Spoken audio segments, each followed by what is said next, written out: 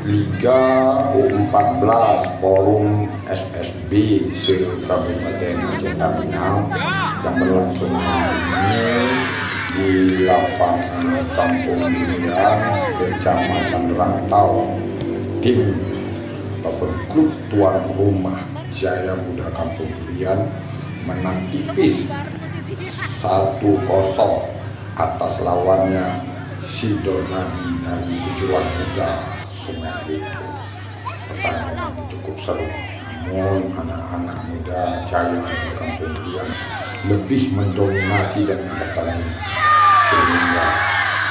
menit sebelum negara pada kedua hasil ciptakan gol melalui dari umpan pojok dan suntul bola masuk ke sudut kiri gawang Sidonadi yang berubah skor 1-0 sampai pertandingan ini berakhir tetap